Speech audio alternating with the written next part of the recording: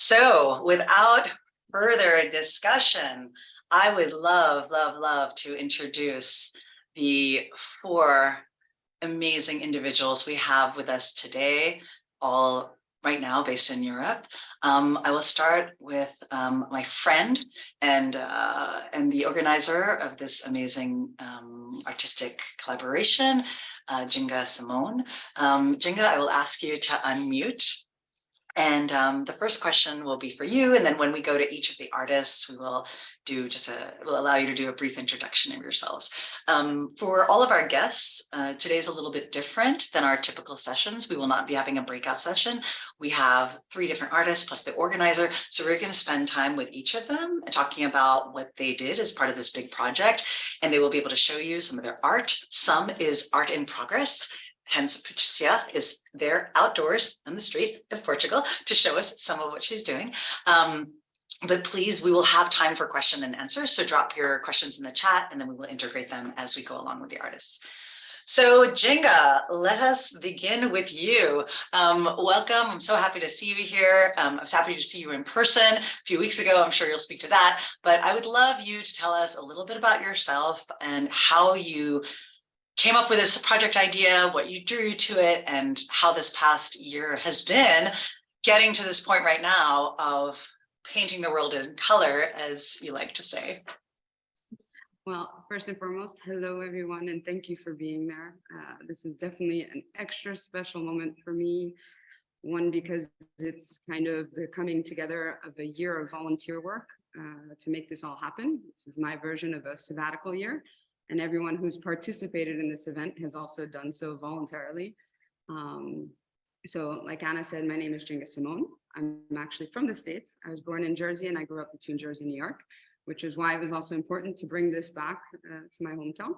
I currently live in Montpellier, France, but I'm actually checking in, and I will just take a second to show you from one of our partners in this project.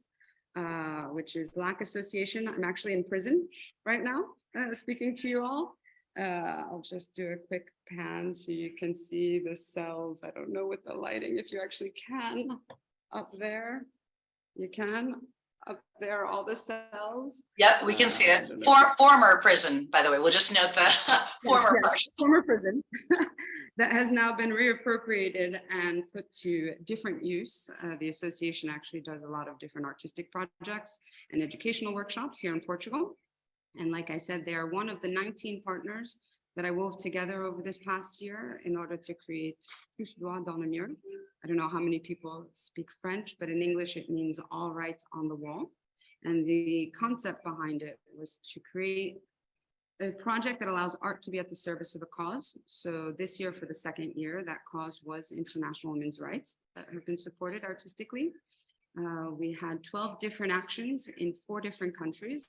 One of them in the south of France, in Montpellier, where I've been living for the last 10 years. The second one was in Bristol, England, where they did some paste up work. The third was in New York, in Washington Square Park and in Grand Central Station 2 weeks ago. And now we're currently in Lagos, Portugal, because there are 3 different actions that are going to be happening here.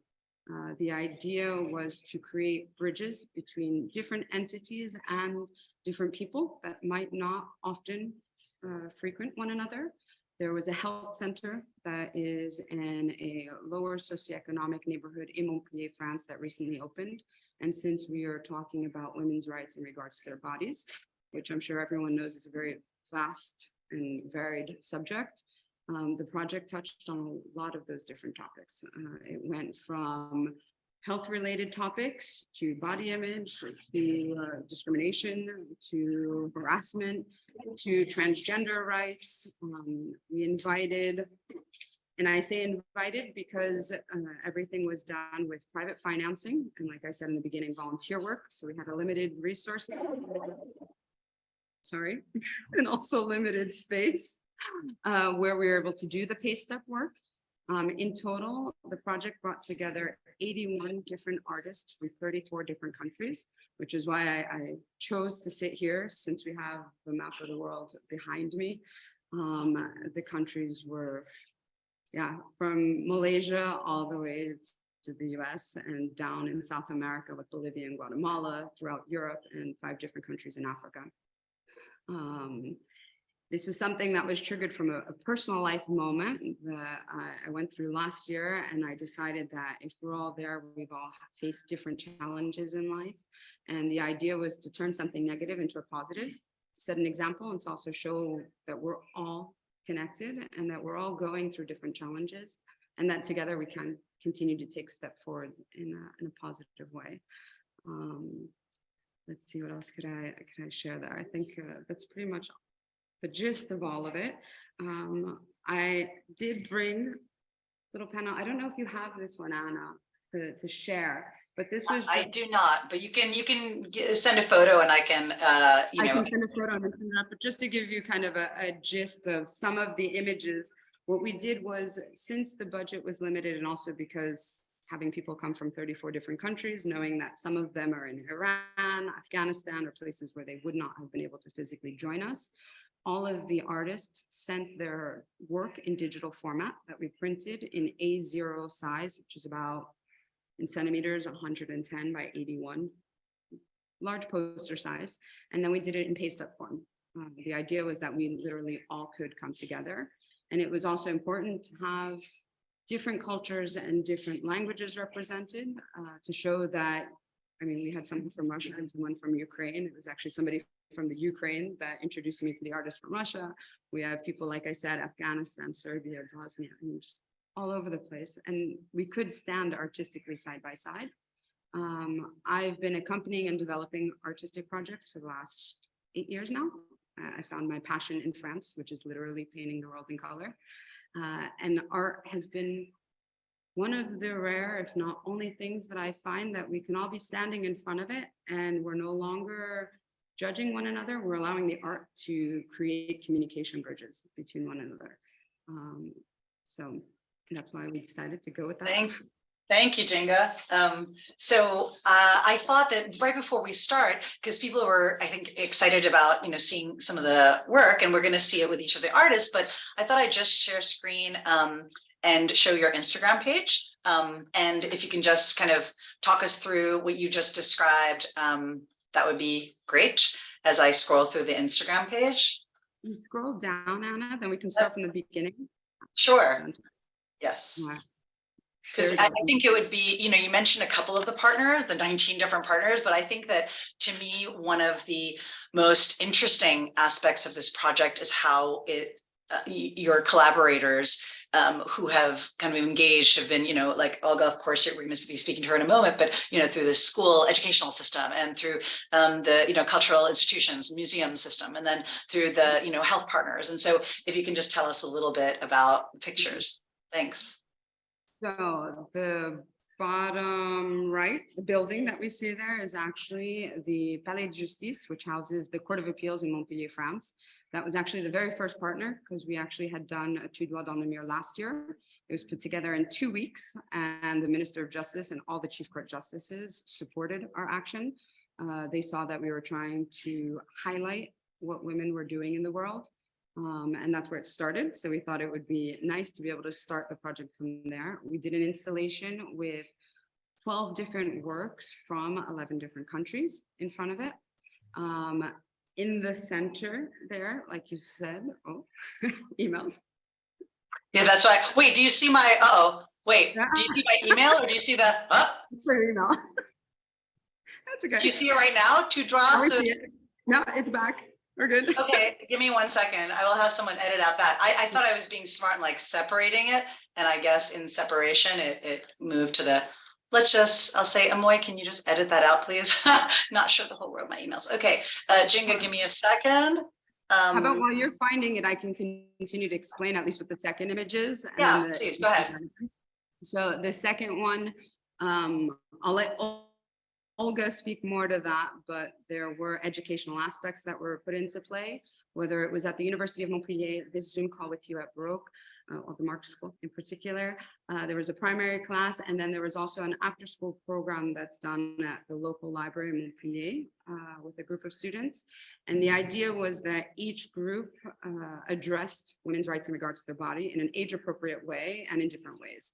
So I'll let Olga speak to the image that's in the center, because that was a collaboration with the Jules Simone Primary School, where she teaches, as well as the museum and the public library. But the one on the left of it that says L'égalité, there you go. That was with the after school program that works with 11 different children, ages 6 to 11. And what they did was they studied over different workshops, different iconic women that have marked history.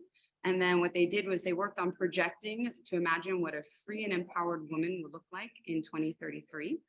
They created their own artwork that was then pasted up in the open air gallery that was in Montpellier, France. So now if we shift up on the right, where we see that, there you go, that was done at Quartier Santé Le Maçon, which is the associative health center that was open in an inner city neighborhood where you have a lot of elderly and single parents that didn't have immediate health services. So we put together a workshop there where the patients actually participated and they were able to address different topics. We also had France Victime 34, which is a national association that accompanies mainly women, but also men that are dealing with different familial and domestic violence situations. Typically, they have more legal counseling and psychological counseling, but they were thrilled to be able to present an opportunity to work through different artistic means in order to address some more delicate and really sensitive topics. The middle one, which we only see a little teaser of, was another collaboration with a local artist from Montpellier who reinterpreted a sculpture that dates back to 1942 of a well-known sculptor who actually is part of the permanent collection at the museum in Montpellier. And we wanted to be able to build that bridge between museum and urban art, because a lot of people sometimes, myself included when I was younger, don't necessarily feel comfortable going into a museum. You might not feel that that's somewhere that you can go into or be a part of for whatever the reason may be. And that's one of the, for me, important aspects to urban art, is that we can build those bridges and show people that it doesn't matter what your background is, actually art is accessible by everyone. So we brought the museum out into the streets. Then the one on the left, which is in front of, there you go. And if you want, Anna, you might be able to actually click in it. And then that way you'll see. Oh, I don't know. Next time, sorry. That's okay. I was going to say, what we did in that instance is, since we had the authorization from the Chief Justices to be able to do that presentation in front of the courthouse, we actually printed them on rigid boards and we put them up the whole week of March 8th, because the idea behind this as well was, it's nice that we have International Women's Rights Day on March 8th, but why not every day? We're talking about human rights. So we started actions on the 15th of November, and at the end of the month, with the work that Patricia will be talking about, we'll be kind of wrapping up this exhibit, but there will be paste up work here in Lagos, Portugal, that is going to stay up until September. So really drawing it out. Let's maybe, so I'll scroll through this a little bit, and it's in the chat. And for those of you who are on Instagram, I am not on social media very much, and I cannot log in right here, but we will get to some of these other photographs in a minute once we start talking with the artist. Okay, thank you so much, N'jinga. Appreciate that. So we will now begin with our first artist. I would like to welcome Olga. Let me first find you on my screen. There you are. Bonjour, Olga. Olga is one of the teachers in Montpellier, as N'jinga just mentioned. Olga, I will invite you to tell us a little bit about yourself and kind of what sort of art you do and how you describe yourself, and also to tell us what drove you to be a part of this project, and what drove you to kind of present the piece that you presented for the work and to integrate your classes into this. Thank you. Okay. First, you have to excuse my English is not very good. Then I'll speak slowly. I hope you understand me. Okay. I'm Olga Fuentes. I'm a teacher since 25 years now. I was a computer scientist before, and I'm a teacher since yes, 25 years, I think. An artist since 2020. The COVID disease made me do some work for myself and not for my students. I I always did artistic work, but with the students, and being close in my house, I began doing for myself, and that's why I'm called Vingt, O20. It's my artistic name. I will send you on the chat my Instagram too. Okay. I know Françoise for a long time. We do some work together with the children. And last year, with N'jinga, she asked me to be part of Tous, Droits dans le mur, the first event, and I put one of my works in the event. And this year, she did this whole event, a very big one with all the countries, and she asked me to come as a teacher with my student. The subject was the freedom of women with their bodies, and with the children it was too difficult to take this subject.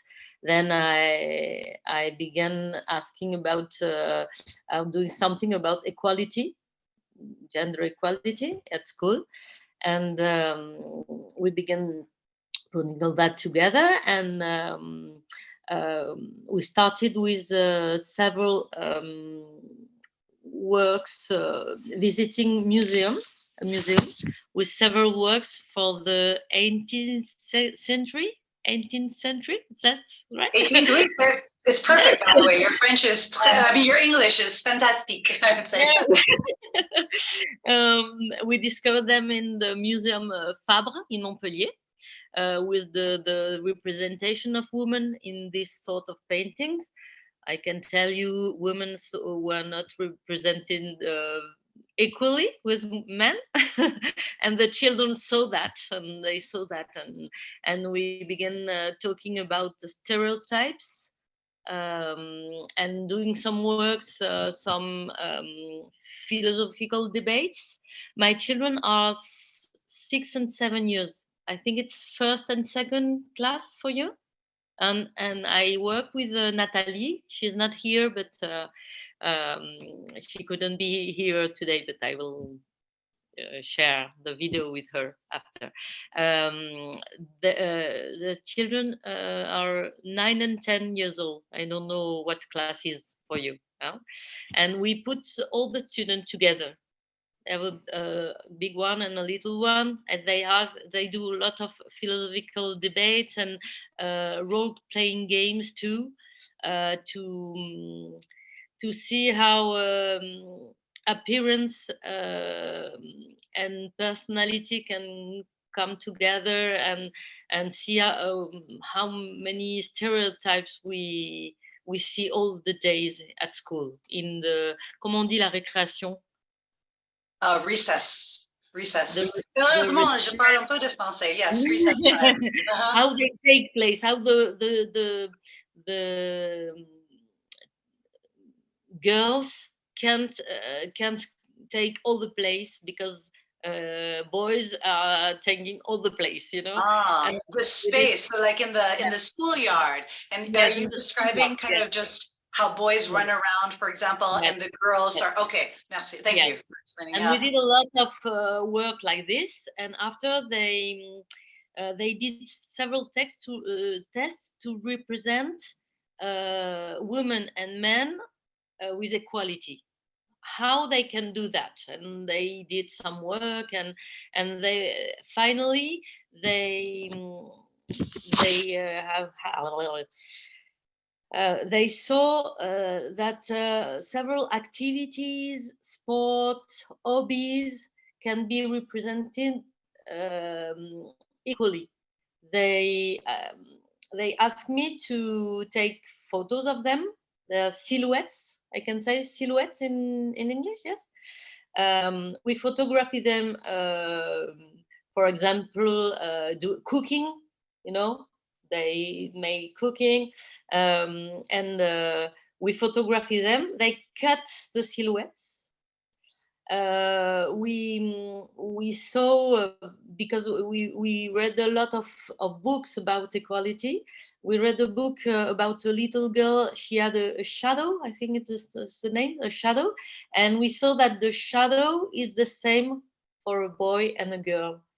Then we start about that, but we didn't use the shadows, but we want to use them now because it continues at school. We continue with this project. The mural is over, but we continue doing the work with equality. And then they chose to quit all colors. We printed in black and white, as we say, because some pupils wanted to put the men with pink and the women with blue. And one of them, a girl, I think, she said, but if you do that, it's just reverse problem. And then we have to make a mural for equality. Then black and white was equal. They anonymate their faces with the faces of the work of the museum, because we are comment on dit coller, like what do they call it? Coller is to paste. Yeah. The mural is pasted, and Yes. outside of the school, then we have to anonymate their faces. I can show you the mural. I can share my. Yes, you can share screen. Yes, let me just give me 1 second. That would be beautiful. Thank you, Olga. I just want to take a moment to say, I don't know if it was the 6 and 7 or 9 and 10-year-olds, but for that young child to recognize that it's not that we want just the exact opposite, that all the girls should wear blue and the boy should wear pink, right? That there's something about choice and freedom, and you know, that, I mean, that's really beautiful at that age, you know. What I wanted to share with them, it's that the reverse of equality is inequality, not difference, you know. And for me, it was the more important, and I think we did it. Yeah. Lovely. Yes, please. You should be able to share screen, and then after this, Islam, I am coming to you. Just letting you know. Okay, go ahead, Olga. I try. Yeah. I try. Tac. Yep. Ça va? It worked. We see the Zoom screen, but if you switch to the different tab, we should be able to see your. Is it on your Instagram? You see it? No? We see the Zoom screen. Just go to your Instagram page or press the other. No. No? Okay. Wait a minute. I do it again. Okay. Is it on your Instagram page? No, okay. It's on my computer. Okay, you just have to open that one up. Okay. Tac. No, yes, we see it. We also see your email. So yes, perfect. Okay. Parfait, oui, go ahead. Voilà. You see the scenes, all the scenes are equal. Or in every scene, there is the equal number of girls and boys. You see the musician at the center? Oui, yes. Oh, yes. There is 2 guitarists, always a woman and a girl and a boy. The musicians, the military, I don't know the name for horses. Yes. Here, pilots. This is students. This is boxers, cookers. Mm-hmm. They do the laundry together. Beautiful. These ones are resting. These ones are playing with video games. These ones are archaeologists, I think it's the name. These ones are with skateboards, basketball. I don't know what the name for that. Archery. Beautiful. I think this one is football, because the French football, not American football. Golf, skating. I'm here. I'm the teacher. Dancing, reading, I think, oh, and artists. Here. Beautiful, beautiful. Medics and when they cut hair, you know. I don't know. Yes. Yeah, that's the great. hair- Yes. Yes. Barbara. And the word, the background, Huh? the background, it's phrases. How do you say that? Phrases during all the process. They say some phrases. We wrote them, and then we rephrase them with them because sometimes they were not equal for women, for girls and boys, and then we rephrase them with them, and we put that on the background. The final Great. the final assembly is done with my daughter. She did the final assembly. That's beautiful. Yes, we take some photos of every scene on a green paper, and then we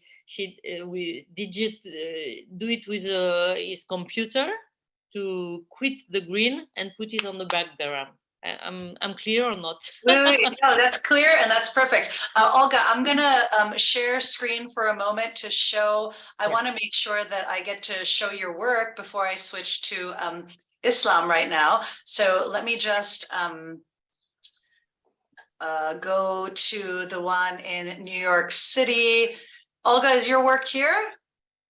No. Oh, okay. Just kidding. Okay, I will come back to that. Oh, it's going to be pasted in Portugal.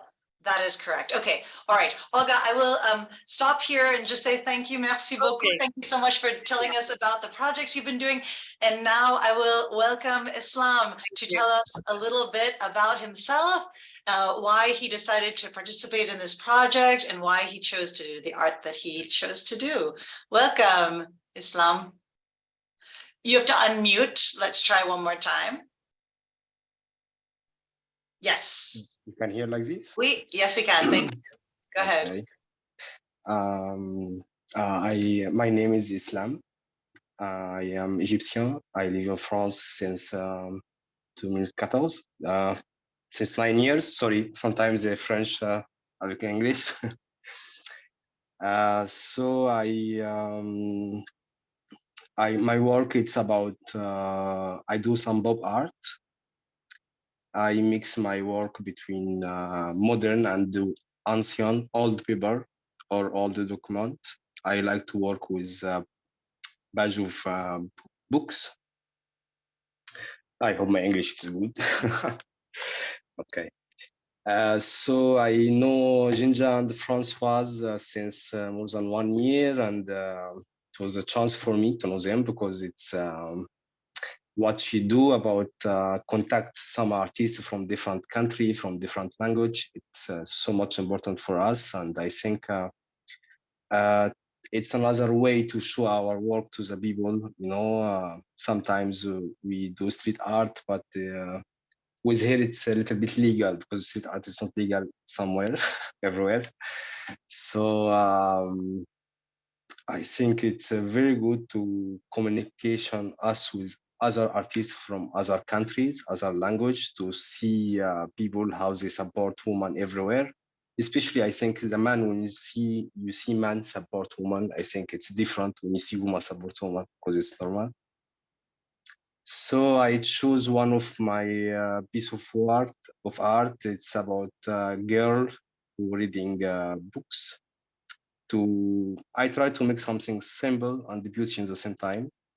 There isn't too much complicated thing in the tableau. What I do.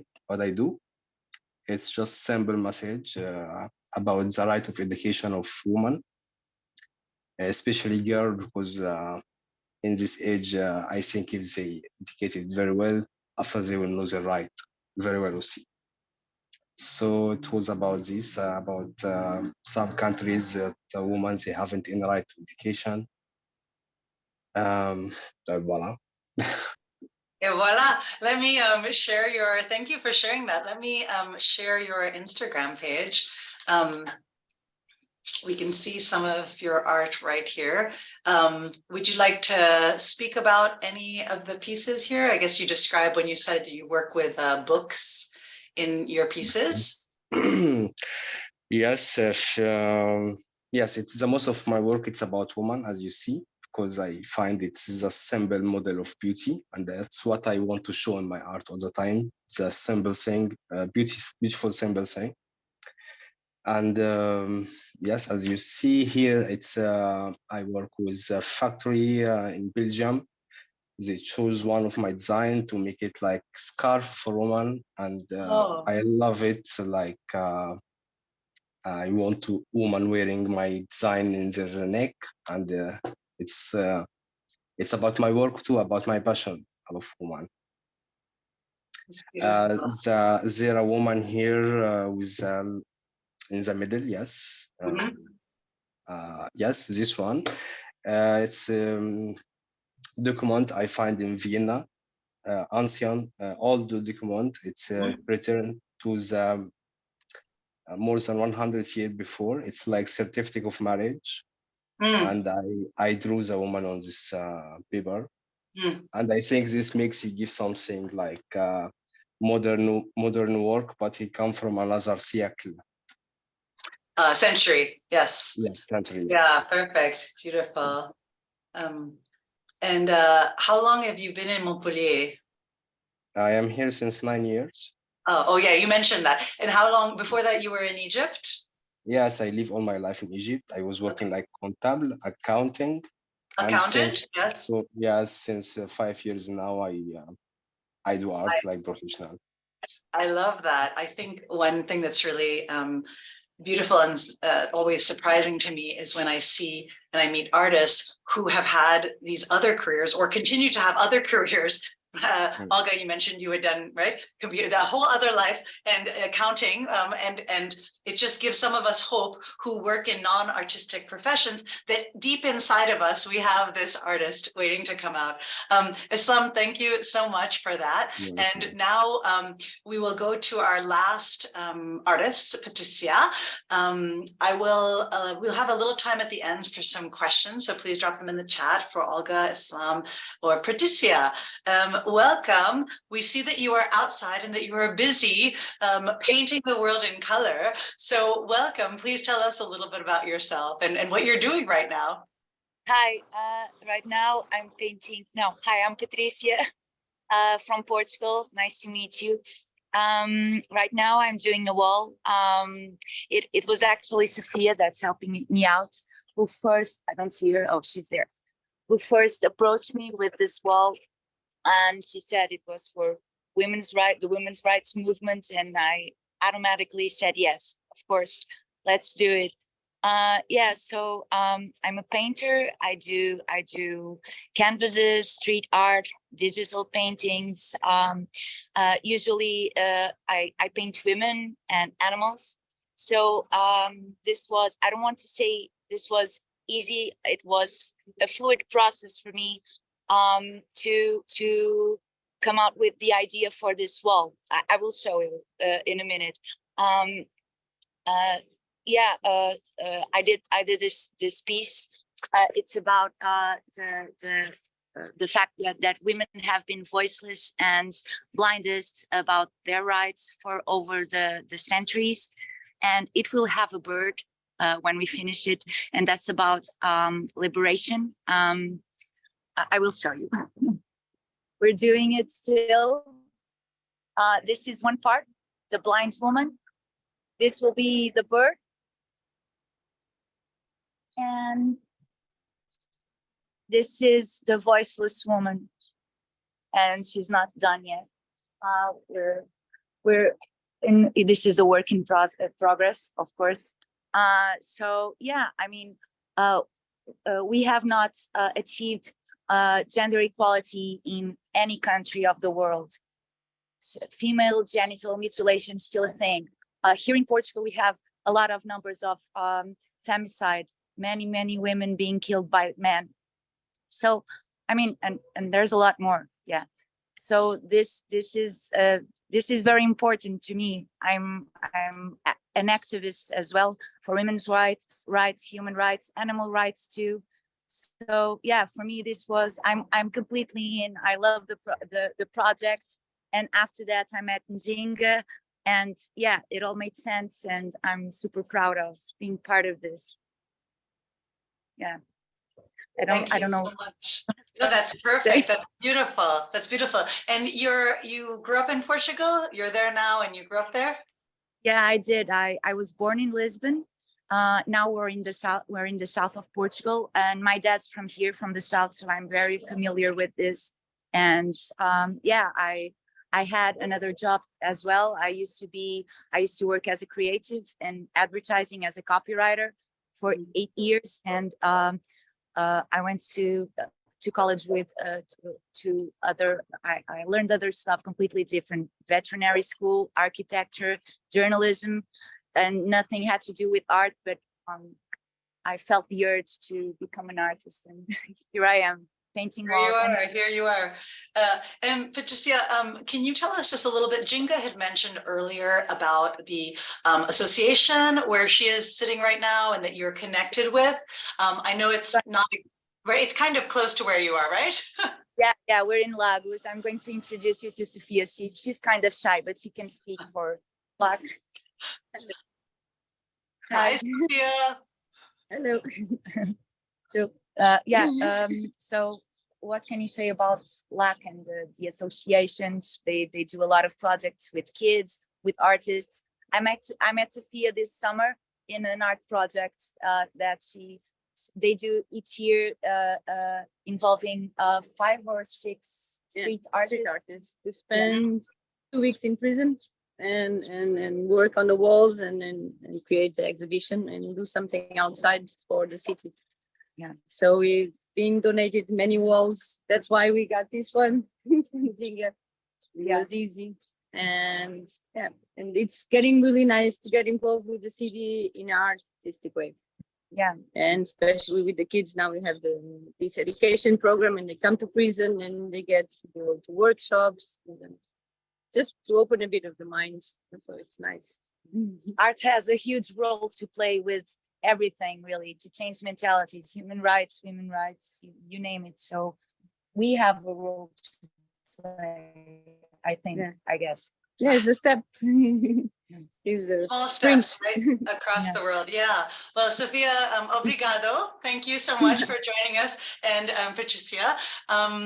I want to show a little bit of the art. We got a sense of that. I forgot to show Islam's art. I'm going to show that in a second.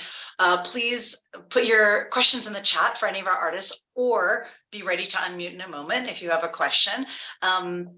Let me show Islam's art. Sorry, Islam. Islam, would you like to unmute and just note the piece that you have there?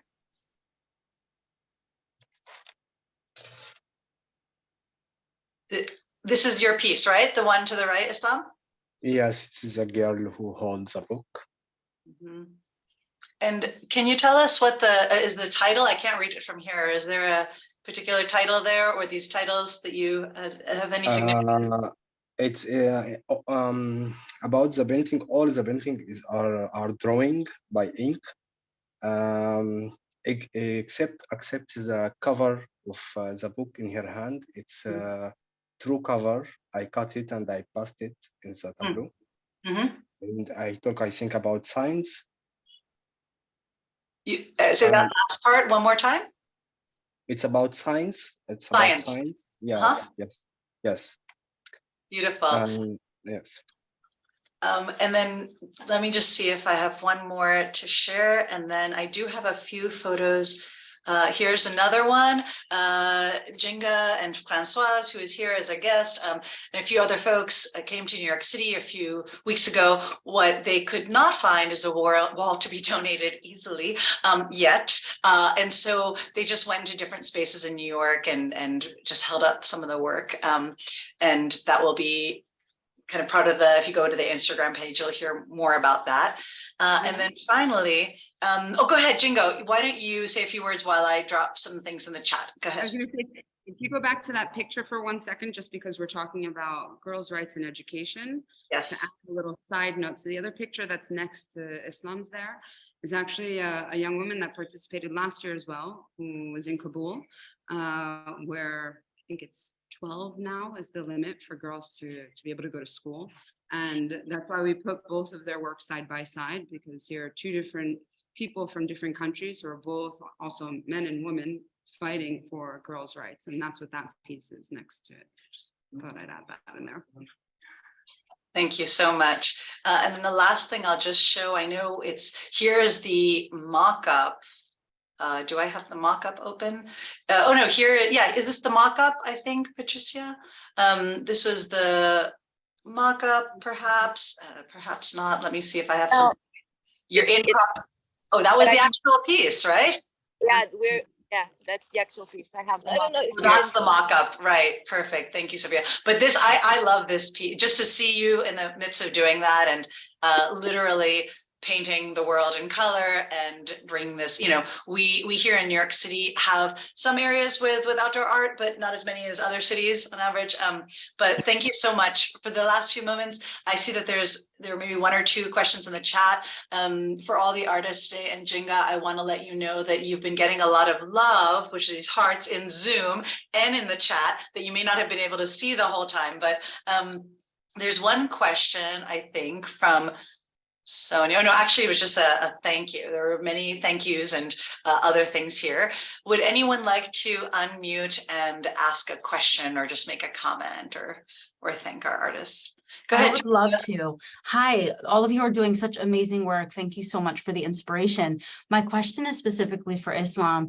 I'm looking for you on the screen. Ahlan wa sahlan. I'm actually Egyptian American, and I'm fascinated to see you here and wanted to ask you, and even all of the artists here, so Islam, growing up in an Egyptian American household, I didn't see any sort of support of women, very patriarchal society. So my question for you is, do you have support from your friends and family? And perhaps you're of a younger generation, I'm not sure, but even the double question of like becoming an artist, Egyptian culture, it's very much like, how are you going to make money for yourself? So dual question about cultural influence in a very patriarchal society and being supported in your pursuit of art.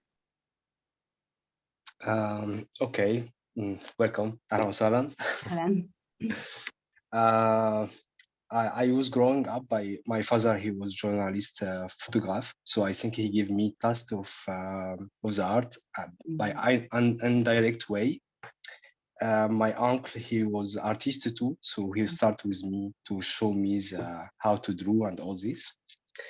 And for the second question about how to make money with art, I think it was like this second. Meaning, like growing up, and this could be my family, it was very much like anything about art or acting or theater wasn't seen as a serious career because our parents want us to make money. They immigrated to America, go to college, like be careers that definitely give you money. So I didn't feel interest to pursue art, but just knew that that was not an option based on maybe it's an immigrant mentality, right? Taking advantage. I'm sure many of you can relate if you grew up with parents from a different country. So hearing that you have support from your family, there's artists already in the family, I think makes a huge difference. But, yes. You know, so you sort of answered part 2 by answering part 1. I think the most of the family, they are against the kids at first to make them, when they ask to be artists. So for me, I started like accounting. I work like 8 years like accounting, but all my life I love to draw, to work like artist. And I have the chance when I come here in France, I have the time to practice my work and find my own technique. And I think for the most of the artists, the most difficult thing is how to solve their work, how to communication with the other client. And I think for me, I work 1 week to do art and 1 week I work online to upload my work on Instagram, to sold my work online. And since 2 years now, I can live with my art very well. I think I have a chance for this. I sold my work in more than 20 different countries. I try to open another ways because it's not just the tableau. I try to contact with architect, decoration. I try to contact with sold my design, like for clothes, for all this. So I think it's too much work for artists to solve their work, but if they want, they will do. That's what I say all the time. Yes. Thank you. Shukran. Welcome. And as you said, there's chance also, right? There's talent, there's chance, there's luck, being able to kind of connect to the right people, right? I love this idea of putting your art on a scarf, you know, and like different ways to display it. And then Patricia having it out there in the world for everyone to see, you know, it's just, and Olga doing your art outside, but then also bringing it into your profession, into the school, and giving that gift to children. Because many of us, I can tell you from some of the people in this room who I've spoken to about, you know, growing up and not believing we were artistic in any way, you know, like being, maybe some of us were actually told that. And if not told, indirectly, when you're in school and you're trying to do something and you see someone who's a bit better, then you think, oh, okay, I'll do the other things. I won't do, you know. And so incorporating into your teaching is really beautiful. So as we sort of start closing out the session, I did log into Instagram, surprisingly. I found my password, and I just want to allow N'jinga to close us out by telling us a little bit about the exhibit in Montpellier, because I can go to the other places. N'jinga, do you see it? I do. Yes. So I thought that we could just close out, because the kind of, you know, original base is where you were and where you're based in Montpellier. And if you just want to stop on that one. Oh, there you go. Oh, which one do you want me to stop on? The one with all the, yep. No, with all four of them. Perfect. Yep.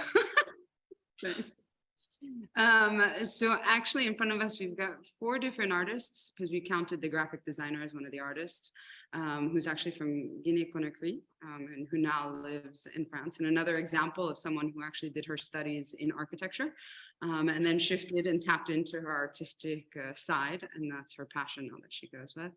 Right next to her, we have Tamara Alves, who's actually a Portuguese young lady who had participated last year and was just excited to join again. Next to her, we go to Sinalo, who's actually joining us from South Africa, which is very just amazing. I don't know, every time you had somebody else coming together, it was just powerful to see how you have literally the world coming together to sound side by side artistically. And next we have Karen Ko, who joined us from Malaysia. Very varied topics. It was interesting to have Sinalo's piece, which is the one from South Africa, because it was actually a collaboration to talk about how we need to break the domestic violence cycle actually from a young age. So we actually had a young man who was the model that then held up the artwork that had been then printed on t-shirts to try and raise some money for the local association they did that with, and a local barbershop, and how we need to cut it out, so to speak. So it's fun to see also the different ways people can kind of present this, and not everyone, this was a lot of word of mouth connecting to the different artists, and also a lot of intuitive feeling bringing this together, and just to show that all of it's beautiful, you know.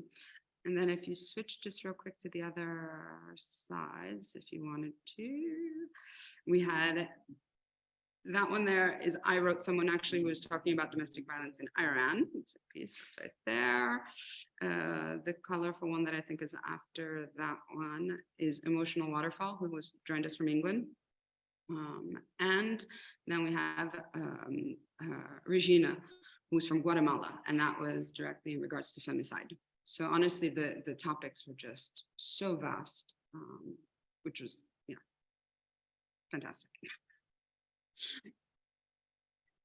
I can't hear you. Oh, you did.